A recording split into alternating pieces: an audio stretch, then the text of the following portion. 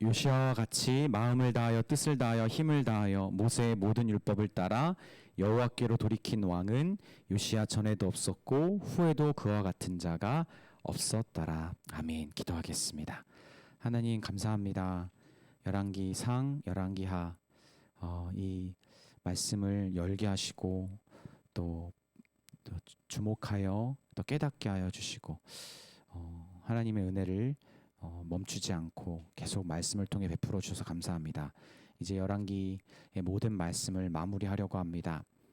우리 안에 또 정리할 수 있는 마음과 깨닫는 은혜, 또 마무리 짓는 은혜가 우리 가운데 함께하도록 성령님 이 시간 우리를 도와주세요. 예수님의 이름으로 기도드립니다. 아멘.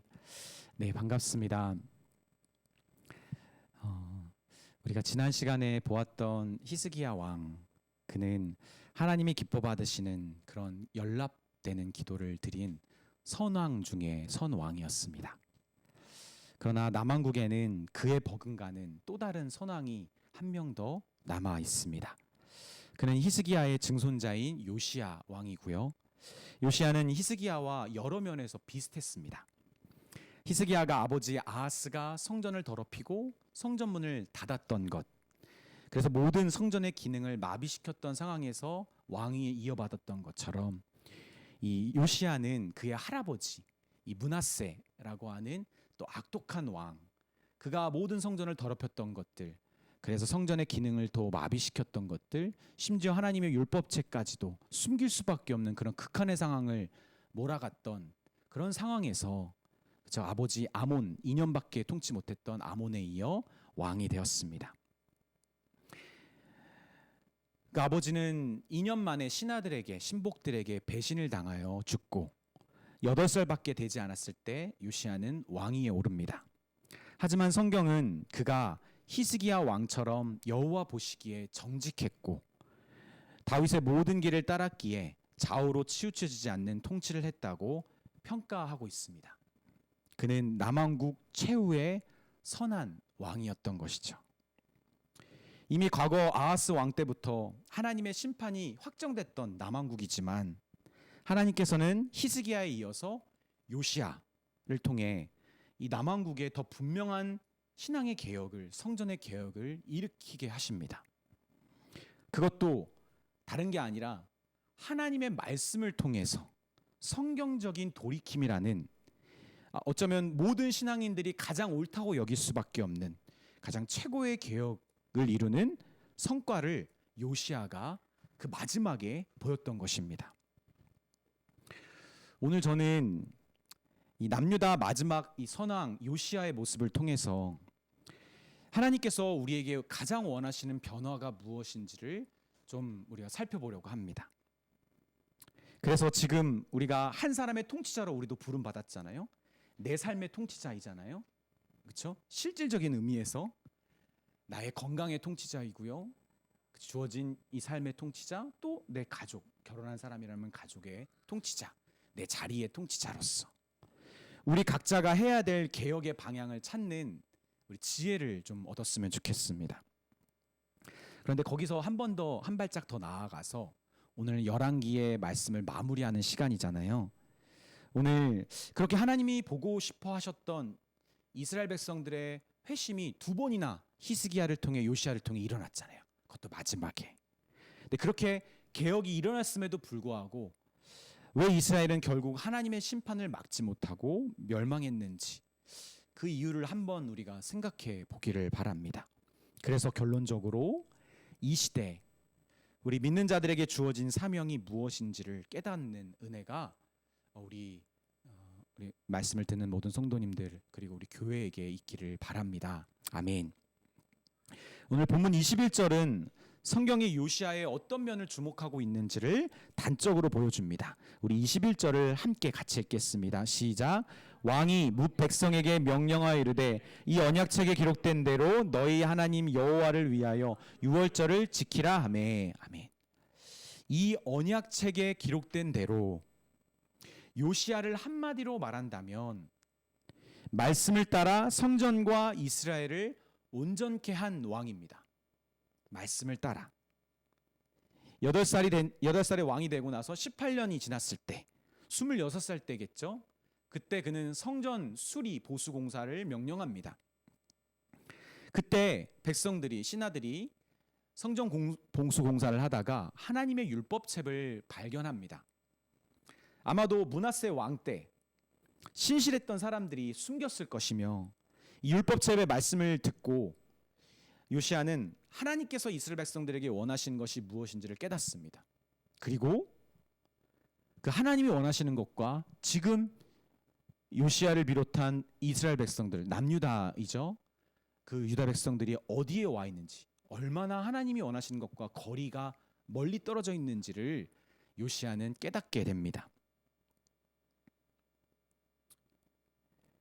그리고 요시야 왕은 옷을 찢고 하나님께 통곡하며 기도합니다. 그리고 율법의 의미를 더 알고자 그는 노력합니다. 저는 여기서 중요한 한 가지를 먼저 발견합니다. 하나님의 말씀에 대한 정직한 깨달음이 있다면 반드시 우리의 영혼이 먼저 움직인다는 것입니다.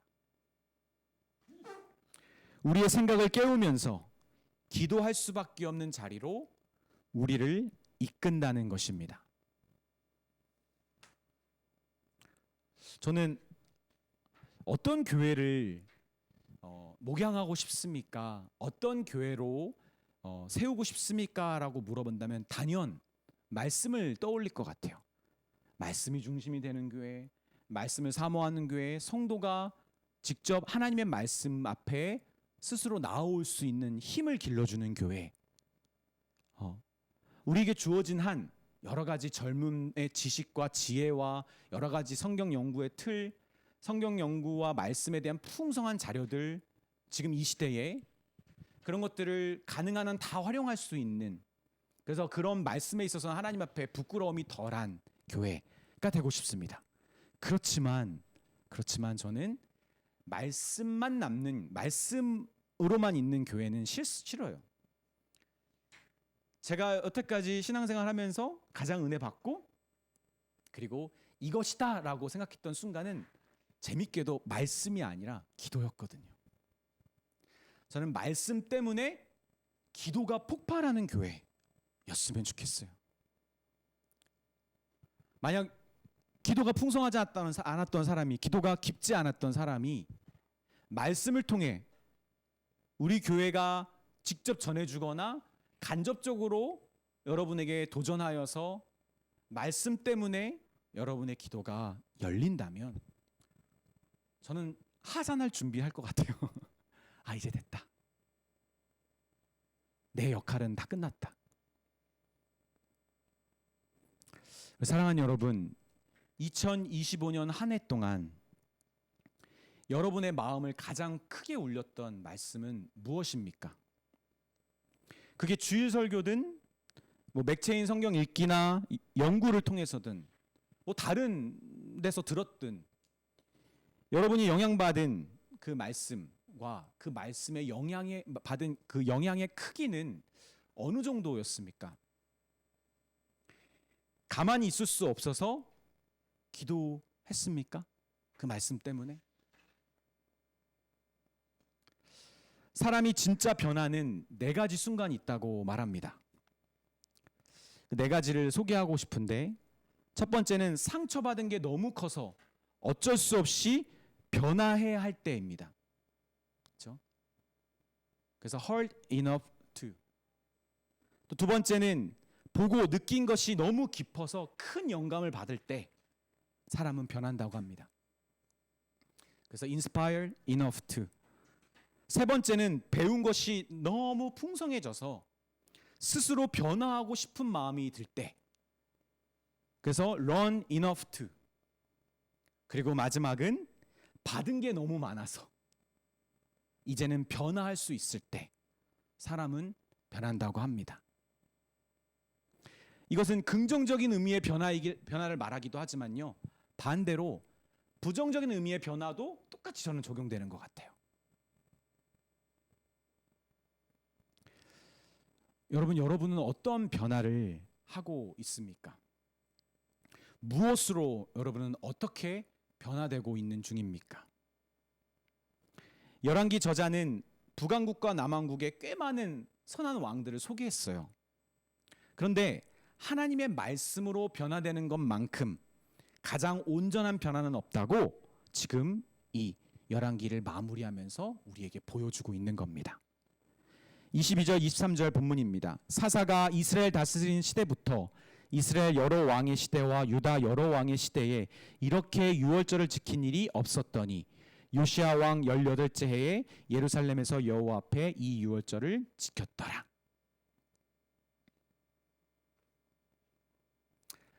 이런 그의 돌이킴을 보고 하나님은 여선지자 훌다를 통해서 응답해 주셨어요. 그게 열왕기하 22장 18절에서 20절의 내용인데, 너희를 보내 여호와께 묻게 한 유다 왕 요시야에게는 너희가 이렇게 말하라. 이스라엘의 하나님 여호와가 이같이 말씀하셨느니라. 내가 들은 말들에 대하여는 내가 이곳과 그 주민에게 대하여 빈터가 되고 저주가 되리라 한 말을 내가 듣고 마음이 부드러워져서 여호와 앞 곧 내 앞에서 겸비하여 옷을 찢고 통곡하였으므로 나도 내 말을 들었노라. 여호와가 말하였느니라. 무슨 말이죠? 연락되었다는 거예요. 너의 기도가 히스기야처럼. 여러분, 우리는 하나님의 말씀, 성경으로 충분히 상처받아야 됩니다. 우리가 가진 우둔한 생각과 미련한 삶의 태도가 얼마나 하나님과 나 자신과 내 사랑하는 사람들을 힘들고 아프게 하고 있는지 성경을 통해 상처받아야 합니다. 내 영혼이 그 지점에서 다쳐야 돼요. 찢겨야 돼요. 또한 그렇게 고의적인 죄로 돌이킬 수 없는 지경에까지 갔음에도 불구하고 말씀에서 보여주는 나와 내 공동체를, 내가 사랑하는 사람들을, 내 인생을 회복시키실 수 있는 하나님의 구원의 능력과 손길에 대한 큰 영감을 받아야 합니다.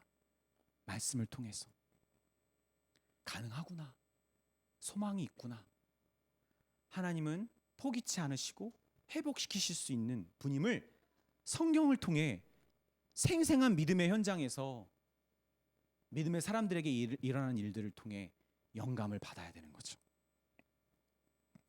그리고 우리는 주님과 주님의 사람들을 통해 하늘의 지혜를 배우고 본받으면서 변화에 대한 강한 열망을 품어야 합니다.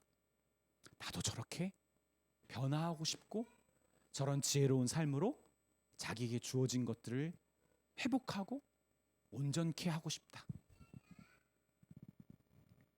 무엇보다 내가 드렸던 사랑과는 비교할 수 없이 크고 넓은 그런 주님의 사랑을 직접 받으면서 풍성히 받으면서 변화하는 새 사람이 되어야 합니다.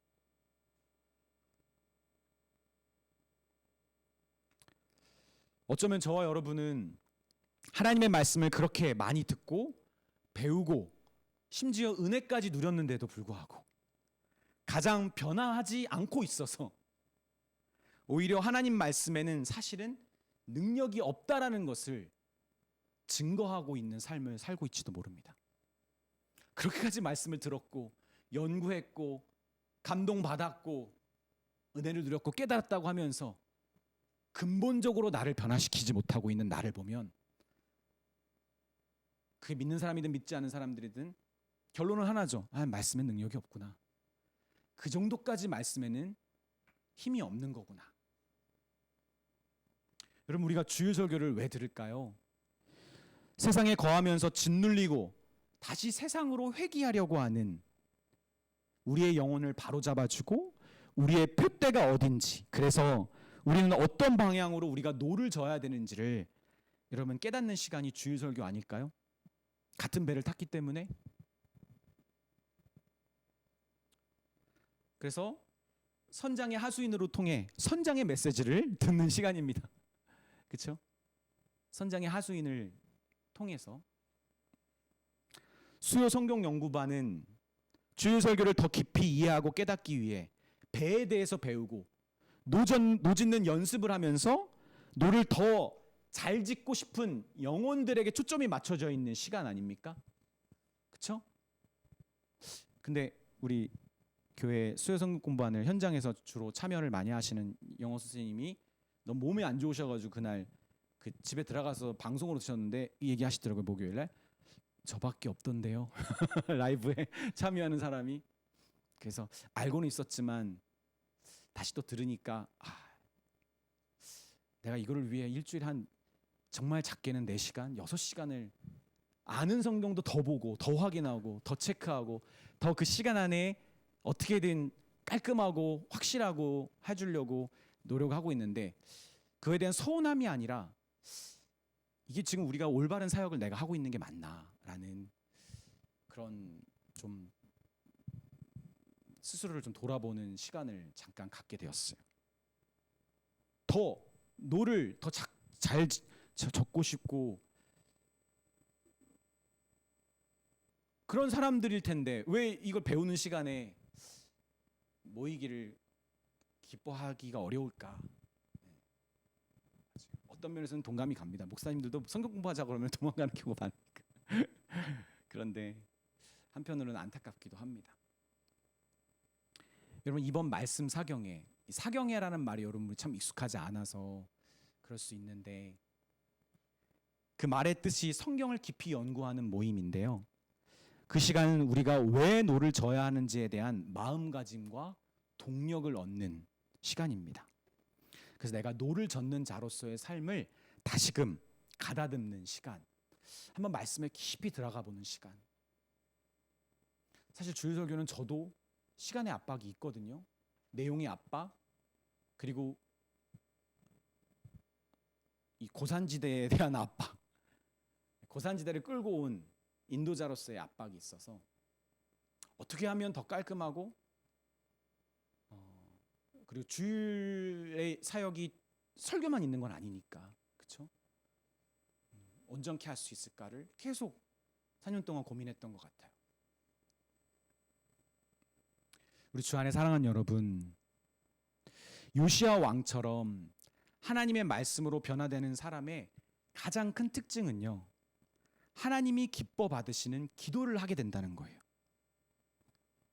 말씀으로 변화되는 사람의 가장 큰 특징은요, 하나님이 기뻐하시는 기도를 할 수 있게 된다는 거예요. 그리고 하게 된다는 거예요. 근데 그러려면요, 우리의 영혼을 일깨우고 우리 영혼을 변화시켜서 기도할 수밖에 없는 그런 말씀의 은혜가 선행되어야만 합니다. 저와 여러분이 조금 담당 목회자가 말씀을 좀 전달하고 선포하는 능력이 좀 부족하다고 한다면 여러분이 좀 더 노력을 해주시고 같이 서로 노력을 해서 그래 우리가 말씀으로 우리의 영혼을 움직여서 기도하지 않고서는 변화될 수 없다라는 것을 좀 마음에 간직하며 모든 말씀과 관련된 시간들을 여러분 우리가 또 온전히 우리의 영혼을 걸고 그 시간을 보냈으면 좋겠습니다. 아멘. 두 번째, 하나님의 말씀에 대한 정직한 반응은 우리의 영혼을 움직일 뿐만 아니라 또한 우리의 몸의 실천을 반드시 동반한다는 겁니다. 우리 본문 24절 25절입니다. 요시야가 또 유다 땅과 예루살렘에 보이는 신접한 자와 점쟁이와 드라빔과 우상과 모든 가증한 것을 다 제거하였으니 이는 대제사장 힐기야가 여호와의 성전에서 발견한 책에 기록된 율법의 말씀을 이루려 함이라. 우리 같이 읽을까요? 시작. 요시야와 같이 마음을 다하며 뜻을 다하며 힘을 다하여 모세의 모든 율법을 따라 여호와께로 돌이킨 왕은 요시야 전에도 없었고 후에도 그와 같은 자가 없었더라. 아멘. 눈에 확 들어오시지 않나요? 마음을 다하고 뜻을 다하고 힘을 다하여. 이게 지금 강조하고 있는 거잖아요. 전심으로. 마음만, 생각만? 아니요. 전심.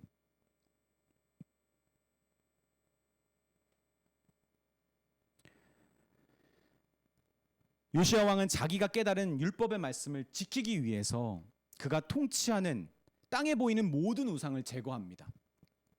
그렇게 마음을 다하고 뜻을 다하여 모세의 모든 율법을 따라 하나님께로 이스라엘의 마음을 돌이키기 위해 그는 힘쓴 거예요. 실천한 겁니다.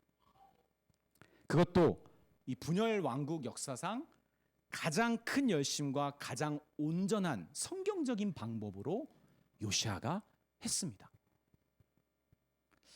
우리 주 안에 사랑하는 여러분, 기혼자도 있고 또 연애 중인 사람도 있고 아닌 사람도 있겠지만, 여러분 가슴 뜨겁게 사랑해 본 적이 있습니까? 여러분, 저는 꼭 한번 당연히 그렇게 사랑해야 된다고 생각해요. 뜨뜻미지근한 사랑 말고요, 정말 나 이 여자 아니면 안 되겠다, 그런 마음으로 뜨겁게 한번 사랑해 봐야죠. 아닌가요, 여러분? 그래서 제가 사모님을 처음 연애할 때 이렇게 말했어요. 이건 나의 첫사랑이다. 스스로 외쳤고요. 그리고 아내에게도 얘기했어요. 첫사랑입니다, 당신. 나 이렇게까지 사랑해 본 적 없어요. 그 전까지 사랑은 다 가짜였어요. 근데 나름 좋아하더라고요, 사모님이. 이렇게 얘기해야 돼요, 천우 형제. 알았죠? 준호 형제, 첫사랑이라고 얘기하십시오. 이제부터. 그 시현 형제는 이제 생각해 보니 첫사랑이다라고 얘기하시고요. 경배 형제는 다시 봐도 첫사랑이다라고 얘기해 주세요. 네. 난 이렇게까지 사랑할 수 없다. 난. 그래서 물론 이제 좀 웃자고 하는 얘기지만, 아내가 출산을 앞두고 제가 얘기했죠.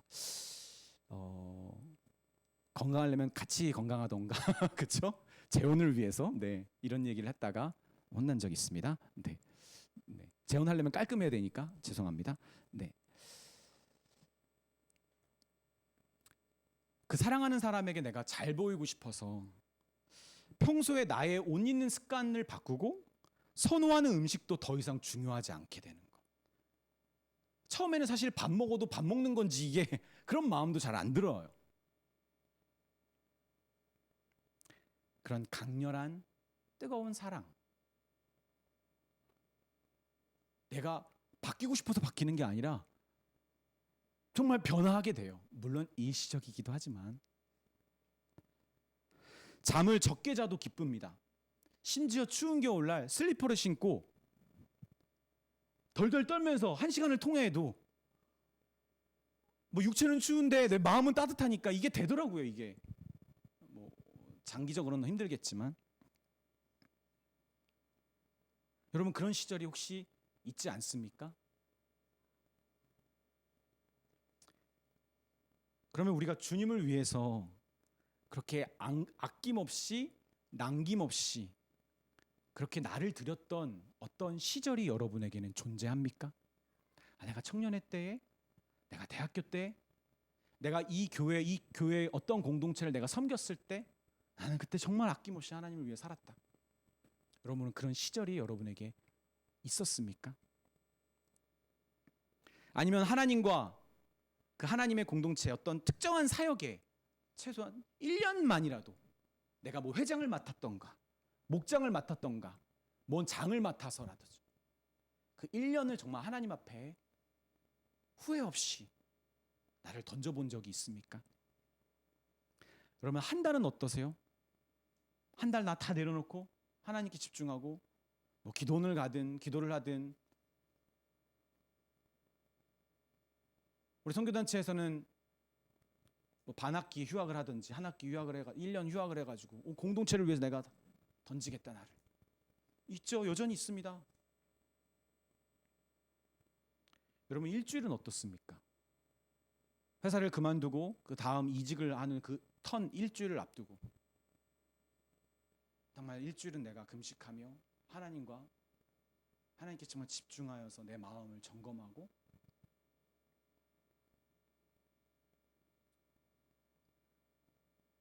정말 예수님의 사람으로서 내 마음을 주님께 드리고 싶은. 왜냐하면 평소에 일상의 삶을 살면서 그런 시간 갖기가 너무 힘들잖아요. 그리고 수련회 때 느끼는 것처럼 나 진짜 하나님을 이렇게 예배하고 찬양할 수 있는 사람인데, 나 정말 하나님께 이렇게 기도했을 때 너무 내 영혼이 살아나는데, 나 정말 그 시간을 간절히 원하는데, 여러분 그렇게 해서 일주일을 어떻게든 확보해가지고 하나님께 드렸던 시간. 여러분 그럼 100번 양보해서 하나님께 집중했던 단 하루를 여러분 언제 가져본 적이 있습니까? 여러분 혹시라도 여기에 여러분 해당이 전혀 되지 않고 있다면 도대체 하나님은 여러분에게 어떤 의미입니까?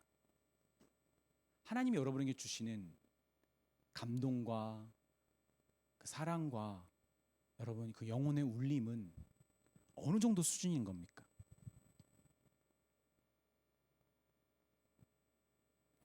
우리가 잘 알고 있는 시편 119편 9절에서 11절의 말씀 우리가 잘 알고 있죠. 청년이 무엇으로 그 행실을 깨끗하게 하리까?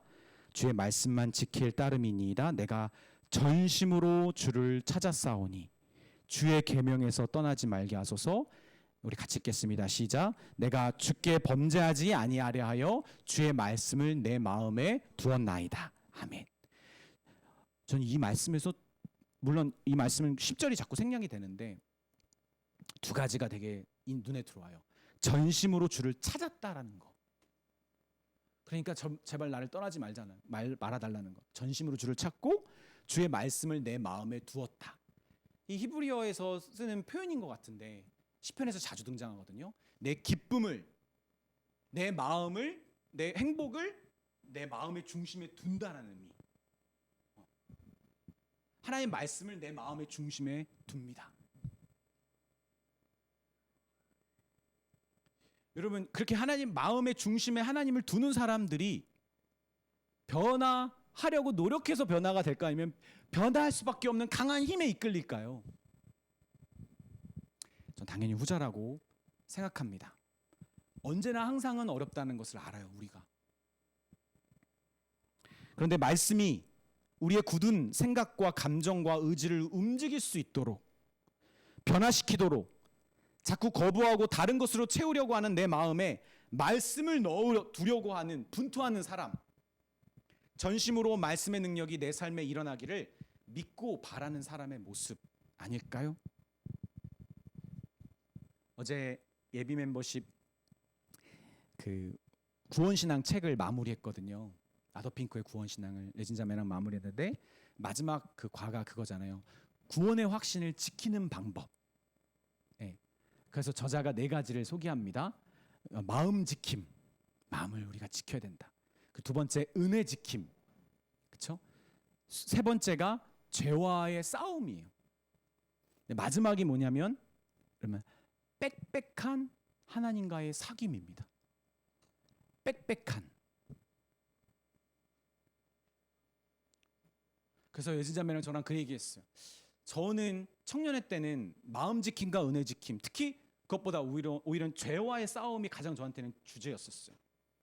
그러다가 조금 성숙한 단계로 나아가니까 마음 지킴과 은혜 지킴이 얼마나 중요한지, 자꾸 죄와의 싸움에 너무 연연하기보다 내가 마음 지킴과 은혜 지킴이 얼마나 나에게 중요한 건지를 또 다루는 시간이 있었어요.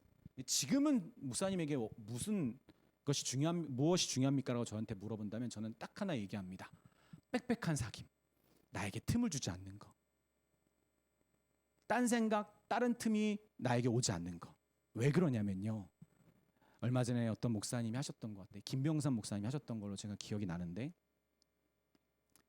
우리 그리스도인들의 더 이상 성숙한 그리스도인들의 싸움은요, 선한 것과 악한 것을 분별하는 싸움이 아닙니다.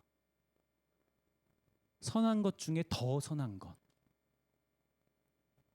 그것을 찾는 싸움이거든요.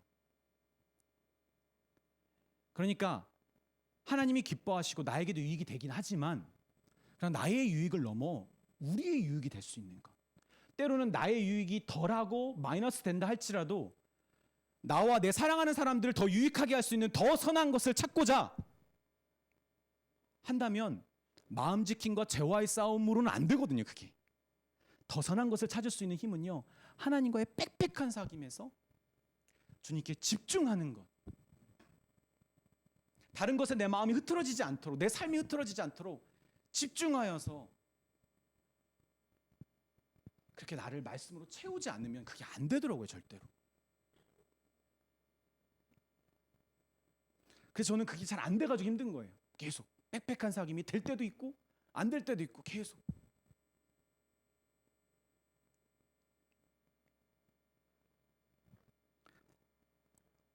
제가 가장 두려워하는 것은 여러분을 향해서 여러분이 말씀을 가까이 하지 않는 것, 말씀에 반응하지 않는 것도 아닙니다. 제가 사실은 진실로 제 안에 어떤 두려움이 있냐면요. 저는 특히 젊은이들을 향해서, 우리 다 젊은이긴 하죠. 저보다 다 연소하시니까 말씀이 아닌 다른 걸로 변화되는 거예요. 저는 그것이 가장 두렵습니다. 목사님 말씀 열심히 읽고 예배 열심히 드리고 신앙생활 열심히 잘했고 공동체를 잘 누렸는데 근데 전 그럴 줄 알았어요. 삼성, SK 역시 다시 급등했잖아요. 그 광명을 찾았습니다. 저 거기서 도파민이 분비되는 사람. 여러분 그게 한 번인 것 같지만 말씀이 아닌 다른 것으로 변화되면 걷잡을 수 없어질 거예요.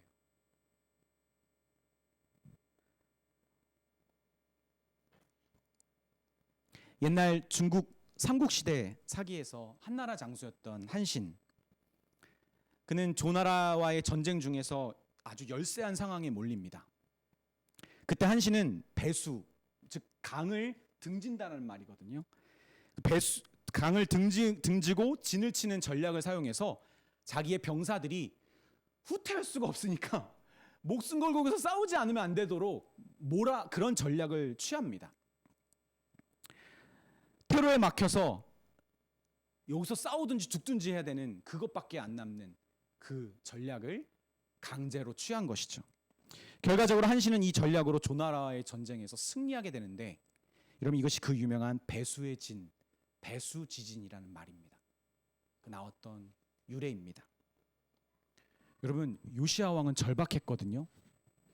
할아버지 므낫세는 바알과 아세라와 온갖 미신들을 예루살렘 성전에다가 다 가져다가 재단을 세우고요. 거기서 심지어 재단을 섬기는 제사장들이 있었고요. 심지어 여러분 놀라운 건요. 거기에 몸을 파는 남자 창녀들이 남창들이 있었어요. 그래서 아세라 신을, 그 풍요의 신을 만족시키기 위한 그 더러운 성행위를 심지어 여자 창녀도 아니고요. 남자 남창들을 거기다가 성전에다가 두어가지고 그 음란한 짓을 저지르고 있었던 것입니다. 이 요시야가 하나님 말씀을 딱 보고 나니까 도저히 이 나라는, 이 민족은 여호와 하나님만을 섬기는 민족이 아니고 거룩한 하나님의 성전이라고 더 이상 말할 수 없는 끔찍한 지경까지 이 나라가 와 있음을 요시야가 발견한 겁니다.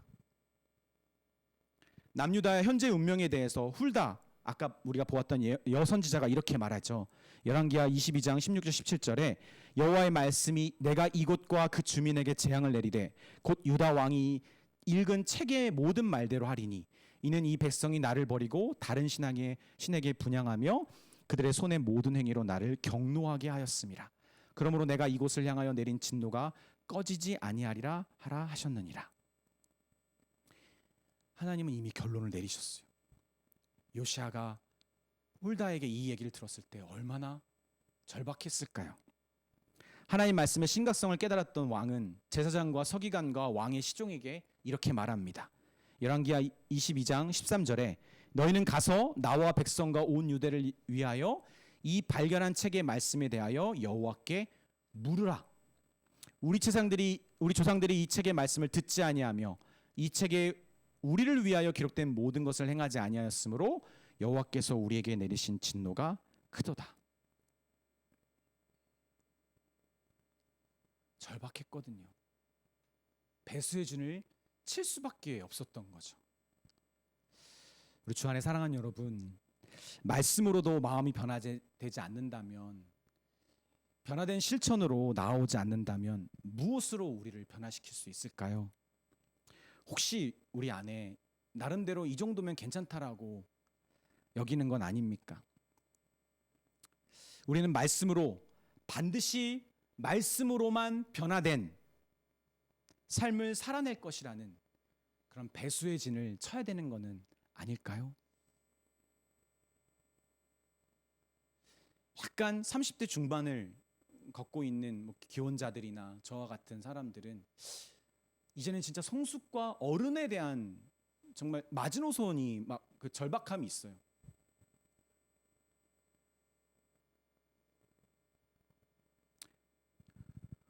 근데 반대로 20대이신 여러분들 중에는 분명히 지금 여러분의 삶에서 내가 하는 것들보다 훨씬 더 큰 권한, 그 책임과 역할이 많이 부여될 텐데, 사회적으로나 가정적으로나. 근데 지금 나에게 주어진 삶도 이렇게 내가 버겁거리고 힘들어하면서 내가 그것을 다 감당할 수 있을까?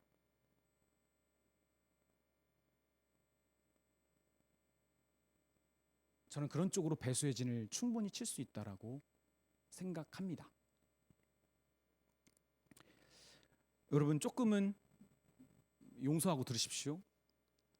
우리 교회만큼 말씀에 진심인 교회가 있을까요? 말씀 읽기와 연구와 수요 성경 공부반, 사경회, 여러분 이런 사역 성경에 대한 이 풍성함을 성도들에게 나눌 뿐만 아니라 요구하고 있는 그런 교회가 여러분 있을까요? 혹시 여러분 어떤 사역을 하면 더 성경을 읽으시겠습니까? 어떤 교회의 변화가 일어나면 말씀과 그 말씀에 대한 시간과 열정을 더 투자하시겠습니까? 혹시 가르치는 사역자의 부족함 때문입니까? 좀 더 간결하고 재밌고 매력적인 말씀을 전할 수 있다면 사역자가, 여러분 그때는 여러분 정말 움직일 수 있을까요? 미안하지만 저는 이 말에 동의할 수가 없어요. 그리고 앞으로 더 직장에서나 가정에서나 책임과 권한이 높아지는 이제 30, 40대를 맞이할 여러분들이 어떤 면에서는 되게 염려가 됩니다. 상황과 조건에 끌려다니면서 가장 포기하지 말아야 되는 말씀을 놔버리고 말씀으로만, 오직 말씀으로만 갈 수 있는 그 깊은 심연, 뭐죠? 기도. 거기가 아니라 얕고 얕은 그냥 개울가에서 머무는 그 기도로 당장의 위기는 모면할지 몰라도 여러분 미래 믿음의 삶,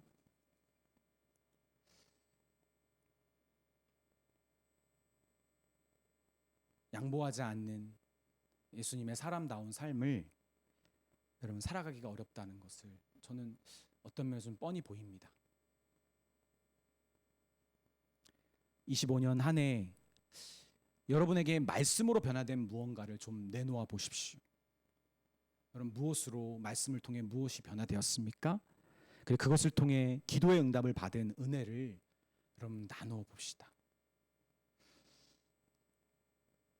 어떤 사람은 작게 받았는데 그걸 되게 부풀어 과장되어서 감동받으시는 분이 있고요. 은혜 작게 받았는데 어떤 사람은 진짜 큰 은혜 받았으면서도 표현을 안 해.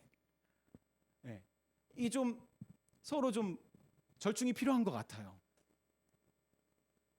예전에 우리 준영 형제가 저한테 우리 교회 정연 되기 직전인가 그 전에 물어본 적 있어요. 예배 때 이렇게 막 표현하고 이러는 것들이 정말 필요할까요? 라고 그런 비슷한 질문을 했어요. 그럼 저는 저의 솔직한 마음을 이야기했죠. 그 얘기는 우리 교회가 표현을 잘 안 해서 그 질문했던 건가요 혹시? 갑자기 그런 생각이 드네요. 네. 너무 깊이 생각하지 마세요. 네. 작게 은혜 받아도 내가 더 표현하는 것은 그 작은 은혜조차도 못 받는 사람에게 힘을 더하기 위해서. 크게 은혜 받았어도 너무 막 이렇게 하기보다는 살짝은 줄이는 것은 서로 또 배려하고 서로에게 힘을 주기 위함이겠죠. 만약 우리가 말씀으로 변화된 무언가가 있지 않다면, 그것을 통해 기도로 나아가는 은혜를 누리고 있지 않다면 그 다음 스텝은 우리에게 무슨 의미가 있을까요? 저는 그런 생각을 하게 됩니다. 성도들이 더 빽빽해지면 빽빽한 주님과의 사귐이 가능해질까? 좀 더 예배에 집중할 수 있고, 그런다면 우리가 더 큰 은혜의 자리로 나아갈 수 있을까? 물론 그런 것도 다 중요합니다. 그렇지만 더 중요한 것이 우리에게 있잖아요. 요시야 왕은 자신이 할 수 있는 한 최선의 개혁으로 나아갔습니다. 그러나 이에 대한 하나님의 말씀은 이거였어요. 본문 26절 27절에 그러나 여호와께서 유다를 향하여 내리신 그 크게 타오르는 진노를 돌이키지 않으셨으니 이는 므낫세가 여호와를 경노하게 한 그 모든 경노 때문이라. 여호와께서 이르시되 내가 이스라엘을 물리친 것 같이 유다도 내 앞에서 물리치며 내가 택한 이 성 예루살렘과 내 이름을 거기에 두리라 한 이 성전을 버리리라 하셨더라. 결국 남왕국 역시 북이스라엘의 길, 멸망의 자리로 나아갔고요. 하나님은 바벨론을 통한 심판만이 오직 이스라엘을 하나님의 참 백성이 되는 유일한 길임을 여러분 하나님은 아셨습니다. 그리고 하나님의 심판을 뜻을 알았던 요시아는 하나님의 심판을 되돌리려고 하지 않았던 것 같아요. 그가 왜 어떻게 죽었냐면 바벨론에 대항해서 힘을 모으려고 했던 아시리아와 힘을 모으려고 했던 이집트 왕 느고를 가로막다가 느고에게 죽임을 당합니다. 바벨론에 대항하려고 했던 하나님의 심판, 남유다를 멸망시키는 그 심판의 도구인 바벨론을 오히려 도와준 꼴이 된 거죠. 도와주다 죽은 거죠, 요시아는. 이것이 남유다 최후 선왕의 마지막 모습입니다. 그래서 저는 열왕기를 마무리하면서 여러분과 한 가지를 더 나누고 싶은 게 있습니다. 되돌릴 수 없는 것을 알면서도 하나님이 주신 말씀의 은혜와 하나님 앞에서의 부끄러움, 죄에 대한 고백, 자기에게 주어진 것, 맡겨진 것, 그가 할 수 있는 최고의 최선의 변화를 행했습니다. 끝까지 죽을 때까지.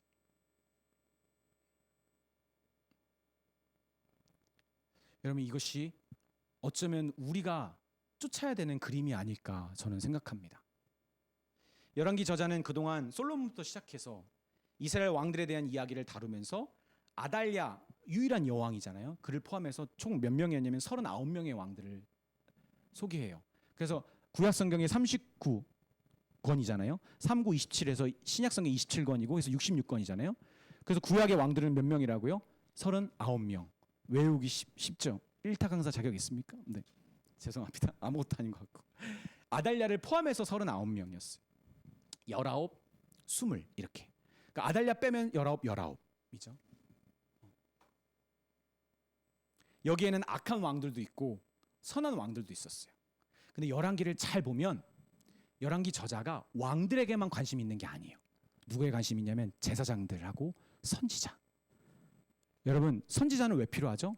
제사장과 왕이 하나님의 말씀을 따라 그 부름받은 맡겨진 역할을 제대로 감당하지 못할 때 선지자가 등장합니다. 제사장과 왕이 제 역할을 하지 못할 때. 열왕기가 이 세 직분을 우리에게 계속 보여주고 있어요. 그래서 어떨 때는 제사장이 괜찮고 왕은 상태가 안 좋고 제사장이 막 개혁을 일으키려고 합니다. 그러다 왕이 따라왔다가 제사장이 죽으니까 왕이 다시 또 회귀해 버립니다. 제사장과 왕이 말을 안 들으니까 하나님이 선지자만, 엘리사와 엘리야가 대표적이잖아요. 가장 힘들었던 북이스라엘의 그 어두운 시기에 등장했던 이 선지자들. 열왕기 저자가 이것을 보여주면서 우리에게 말하고 있는 거죠. 우리에게 하나님 원하시는 진짜 예수님을 믿는 자들로서의 삶은 말씀 중심의 삶인데, 그 말씀의 중심의 삶이 우리 안에서 드러나는 그 자리는 나에게 하나님이 맡기신 통치자로서의 역할, 그리고 나의 가지고 있는 것을 하나님께 가지고 나아가는 제사장, 하나님과의 관계의 역할, 그리고 이것을 계속 더 올바르게 바로잡는 제사장의 역할, 선지자의 역할, 이것을 말씀으로써 우리가 잘 감당하도록 이렇게 왕들의 모습, 제사장의 모습, 선지자의 모습을 우리에게 보여주고 있는 겁니다. 그리고 마지막 두 왕이 이렇게 엄청난 개혁을 일으켰음에도 불구하고, 그렇죠? 제사장과 선지자의 역할은 여기서 보이지 않잖아요. 결국은 그들은 막지 못했고요. 만약 하나님께서 이 구원의 이스라엘 백성들의 돌이킴을 하나님이 주도하셨다면 분명히 저는 더 희망이 있었을 거라고 생각합니다. 그런데 우리에게 분명하게 얘기해주고 있죠. 제사장이 잘해도, 왕이 잘해도, 선지자가 잘해도 하나님의 때에 하나님의 주권적인 구원이 아니고서는 믿는 자들에게는 소망이 없는 것입니다. 우리는 그래서 반대로 이렇게 결단해야 됩니다. 하나님, 우리가 믿는 자로서 우리에게 맡겨진 왕으로서의 역할, 제사장의 역할, 선지자 역할 가운데 말씀으로 온전히 다하겠습니다. 그러나 하나님, 일하여 주십시오. 우리의 노력을 넘어, 우리의 열심을 넘어, 우리의 개혁을 넘어 하나님의 일을 이루어 주십시오. 그것을 믿고 구하는 자들이 되어야 하겠습니다. 저는 열왕기를 통해 특별히 우리 개인에게 초점을 맞췄습니다. 교회가 아니라 여러분에게 하나님이 주신 것들이 많습니다. 여러분이 잘 다스리라고 주신 것들이에요. 그리고 항상 주시지 않을 거예요. 언젠가는 축소시키거나 빼앗으시거나 뒤흔드실 거예요. 그리고 여러분, 그 모든 것들은 잘 다스리면서 여러분에게 주어진 것들을 가지고 하나님께 관계를 맺고 나아가야겠죠. 그리고 하나님의 말씀으로 여러분 가다듬어야겠죠. 저와 여러분이 개인의 자리에서 먼저 왕이요, 제사장이요, 선지자의 역할을 잘 감당하고, 그리고 또 그런 제사장들, 선지자들, 왕들이 모여서 그 교회를 이루는 그런 이렇게 스텝을 우리가 좀 밟았으면 좋겠습니다. 그래서 여러분, 이 시간 우리 잠깐 기도할 때 우리 자신을 위해서 좀 기도합시다. 교회가 아니라요. 요시야는 말씀에 정직하게 반응하여서 그의 영혼이 움직이고 그의 몸이 움직였습니다. 그러나 하나님, 저는 제 마음이 움직이는 자입니까? 정말 몸이 변화된 자입니까? 특별히 하나님께서 이 말씀으로 우리의 왕과 제사장의 역할을 우리에게 맡기셨는데, 주님, 정말 제가 이것을 잘 감당할 수 있기를 원합니다. 우리 같이 이 시간 하나님께 기도하고 나아가겠습니다. 하나님, 우리에게 맡기신 젊음, 건강, 시간, 또 재능과 또 주어진 관계들 다 하나님의 것인데 나에게 대신 맡겨주셨습니다. 하나님, 이것들을 내가 잘 다스려야 되는데 때로는 다스리는 역할도 부담스러워하며 꺼려하며 맡겨진 것조차도 잘 돌보지 못하는 저의 연약함을, 저의 미련함을 보입니다. 하나님, 무엇보다 나에게 주어진 것을 잘 다스릴 뿐만 아니라 하나님을 예배하는 데 사용해야 되는데, 하나님을 높이고 하나님을 만나는데, 하나님께 기도하는 데 더 사용해야 되는데, 하나님 아버지, 그 제사장의 역할을 제대로 감당하지 못한 저를 발견합니다. 하나님, 이 모든 문제가 어디에 있겠습니까?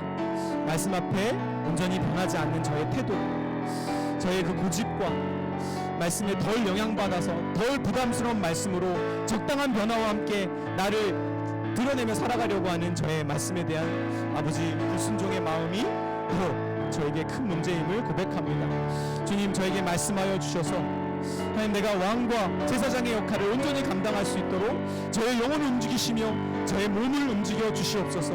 아버지, 그 성령이 나에게 임하셔서 하나님, 정말 이스라엘을 멸망시키지 않고는 회복될 수 없었던 것처럼 내 육체가, 나의 의지와 나의 감정과 나의 생각이 그리스도 예수와 함께 십자가에서 죽고 다시 살아났음을 고백하오니, 주님, 저의 생각과 마음 모든 것들을 주님 앞에 복종시켜오니 하나님, 그 빽빽한 사귐 가운데 왕과 제사장의 역할을 제대로 감당하는 말씀의 사람 되게 하여 주시옵소서. 말씀을 통해 이것을 깨닫고 말씀을 통해 실행하기를 원합니다. 무엇보다 말씀을 통해 기도하여서 기도 가운데 이것을 행할 수 있는 힘을 얻기를 원합니다. 우리 같이 찬양하며 고백하겠습니다.